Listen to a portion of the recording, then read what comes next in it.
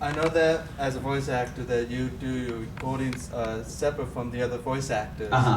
Which of the other voice actors in any other shows that you've done did you best play off of? And which was the second part was, which is the worst show that you've ever done? The worst show that I've ever done? The worst one that you ever, in your opinion. I don't know. I mean, I don't know if I have a worst show. Maybe on at least likely.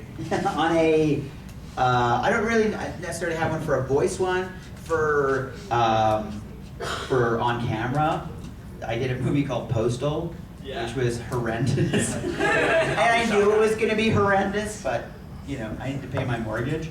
So, all right, fine. Weren't you a coffee shop guy or something? Yeah, it was so bad. I didn't even read the script until kind of the day before, and I'm like, what? So that's not on my resume. So that one. And in terms of the people that I work well with, I think most people, you know, back home, because we also do a lot of prelay stuff, so original animation stuff, so that means we're in the room all together when we record that stuff. And so for that, like people like Sam Vincent, Matt Hill, probably not a great idea that we're in a room together, because there's a lot of silliness that goes on. Like, we make that sound a lot. If you've ever heard Trevor Duvall's podcast, like my episode of his podcast, we do an entire like 5 minutes worth of fart noises. And that's what we tend to do a lot. There's a happens when we're recording with those guys. But it just, I think pretty much anybody, Scotty, I think, you know, like the Koga Inuyasha stuff works really well. Yeah. So you know, anybody really though. I mean, I love working with all those guys. They're all fabulous. All of them. They are. They're genuinely all fabulous. We get along really well. Okay, someone who hasn't asked a question. You haven't asked a question, sir. Yes. I was just wondering, do you have any like different ideas for preparation between the different shows, like Zoid and say Inuyasha? In terms of preparation? Yeah. Not really. I mean, I know. I'm sorry. I know it's kind of a letdown of an answer. I'm sorry.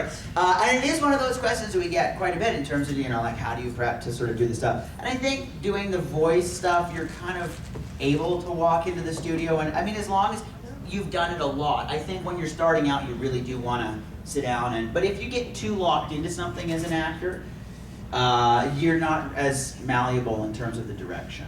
So I don't get too sort of locked into it. And in a prelay show, like we tend to read the whole script because we don't have anything to work off of on screen. But that's the nice thing about doing ADR is that you've got something to work off of on screen. Does that make sense? So it's sort of playing and you're sort of discovering things that oh my gosh, that's happening, and you can sort of see it unfolding in front of you. Yeah. Other than that, juggling. It's ridiculous. Why would I juggle? Deep knee bends, a lot of those. Some old-fashioned calisthenics. It's all comedy gold. No, it's great. Okay. Yes, sir. Okay, two questions. 2 questions. All right. Is it hard for you to keep up with the Japanese rhythm for dubbing? In terms of the mouth flaps? Yeah. We kind of don't now. Like, I mean, that was a Speed Racer thing, like the old days where they would match every single flap. That's why they talk really quickly. Ha-ha! How are you doing? Ha-ha! I'm saying you're good. Ha-ha! We sort of don't do that as much now. We sort of, you know, start flappage and end flappage. That's kind of what we're fitting into. Because that's kind of what they fit into as well, if you notice. I mean, it's a little bit wide open. It's not necessarily on each kind of thing. Yeah, so not so much. Although we do, I mean, we have to move lines around a lot. And we get, you know, I think some flack for that in some respects. I know on forums where people are like, well, it's not the actual literal translation, but sometimes you can't fit the actual literal translation in and still make it work. Does that make sense? Yeah. Yeah. Okay, and then your second question? Yeah.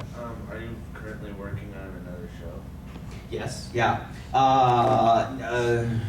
You can tell us about? No, see, that's the thing.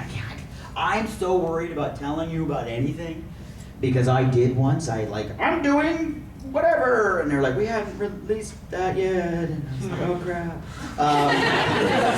Because of me, they instituted this whole policy in one of the studios, you know, the NDAs, non-disclosure agreements, all because of me. Because I went, yay! At a big event, people went bananas, and the rep of the company was there. We hadn't told anyone yet. I think it was one of the Gundams. But come on, like it's not gonna happen. There's 40,000 Gundams. But it wasn't up to me, so I did. But they're all pre-Lay show, so which is great. So it's all sort of original North American animation, which is pretty cool. Yeah.